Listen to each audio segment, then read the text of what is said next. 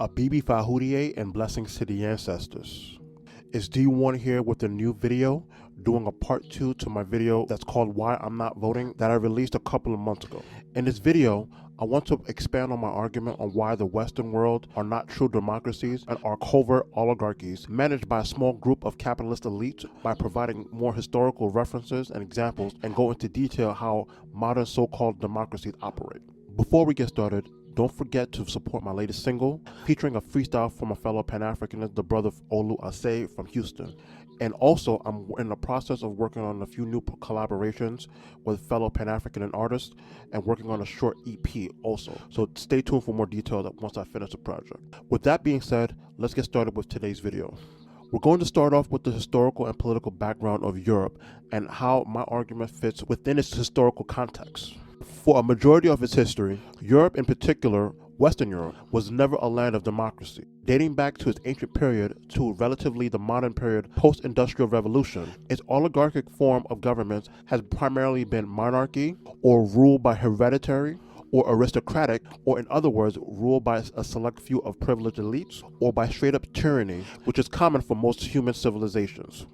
In this video, I'm going to use the prime example Western writers use to argue for the West's tradition of democracy, which is ancient Athens. But before I do, let's get the point of view of Western philosophers' opinion of democracy and oligarchy using Plato and Socrates, contemporary Greek thought leaders around that time period. Starting with Plato, he believed that oligarchy was a better way to organize society and politics. As he argued in his book, Republic, Book 2, the following articles explains Plato's position, stating, "The principle of specialization which Plato introduces when constructing the ideal city in Book 2 contribute to his thesis that philosophers are best suited to rule. In this ideal city, each citizen is assigned a specific role, one that aligns with their abilities and for which they have received training. Whether they are farmers, artisans, doctors, cooks, or soldiers, they are expected to contribute to the community's well-being solely in their design capacity. From this foundational principle, an implicit conclusion arises. Ordinary workers constituting the electorate in any democracy should refrain from involvement in political decision-making. Instead, political rules should be reserved for those who possess the necessary abilities and education that enable them to excel in governance." Regardless, he believed that an ideal state leaders should originate from the aristocracy, a word that means literally ruled by the best. These were not necessarily members of the nobility, but rather the best citizens of the state, who often tended to be wealthy or of noble birth. This was because these supposed aristocrats had the merit, virtue, and leisure, whereas oligarchs came from a small group distinguished by wealth, meaning aristocracies exemplified good birth and virtue. Similarly to Plato, Socrates, while not arguing for oligarchy, described democracy in the following article excerpt, stating, "The democratic poor, whom Socrates described as in debt and disenfranchised by the wealthy, droned with stings and eager for revolution, while seeing the moneymakers, eyes fixed on the ground, pretending not to see them." I give this historical context because we will see how this plays out during Europe's primary attempt at true democracies with ancient Athens between 450 to 322 BCE. Ancient Athens' attempt to implement democracy by having a more inclusive political system, regardless of wealth or nobility or property owning lineages, opening it to all adult males that voted, deliberated on policy, and being elected to all branches of public offices, even though it excluded women and a large slave population that resided within Athens. However, as alluded to by Socrates and Plato, we see what occurred next in the fall of the Athenian democracy by the powerful, as explained by Michael Hudson in the following excerpt. Athenian democracy was in fact turning into an oligarchy already by 411 BCE. Wealthy Athenians staged a coup, installed a council of 400, and restricted the People's Assembly to 5,000 large landowners. Protesting against the tax burden that fell on them mainly, these leading families stopped social spending that benefited the lower classes, which has been a constant pattern among wealthy elites throughout history.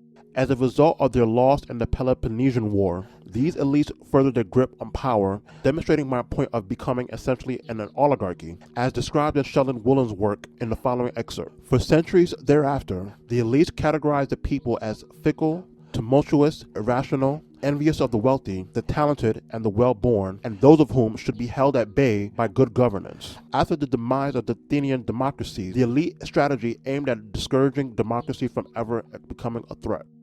In the subsequent 1,000+ years of Western history, this thinking has been largely adopted by the majority of European nations and empires. Even the U.S. founding father, James Madison, is quoted stating, "Had every Athenian citizen been a Socrates, every Athenian assembly would have been essentially a mob."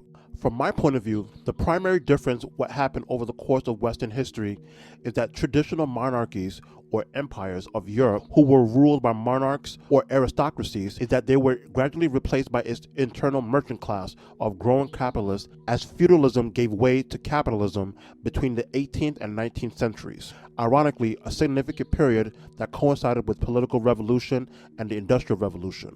These aspiring merchant capitalists needed political support of the masses in order to obtain political power through wars and revolutions such as the English and French Revolution, and had to concede rights to these citizens, those of whom who were often poor peasants that lived off farmland by landlords under feudalism and were the new laborers within the capitalist system. So by improving their conditions, by enabling them to make what we call wages today and given autonomy, these new capitalist elite replaced the former feudal order and effectively becoming the new oligarchy under the guise of democracy.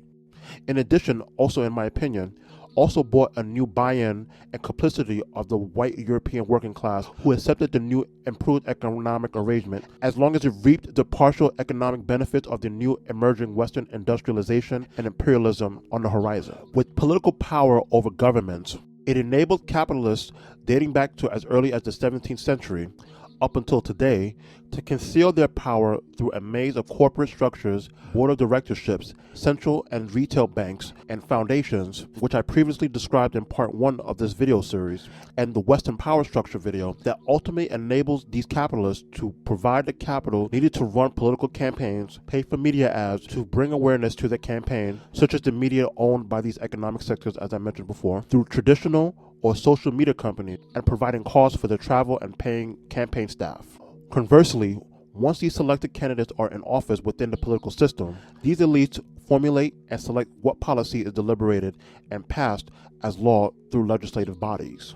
My point is most accurately described by Wolin, as he states, has learned how to exploit what appear to be democratic, political, and legal constraints by using them in ways to defeat their original purpose, but without dismantling or overtly attacking them.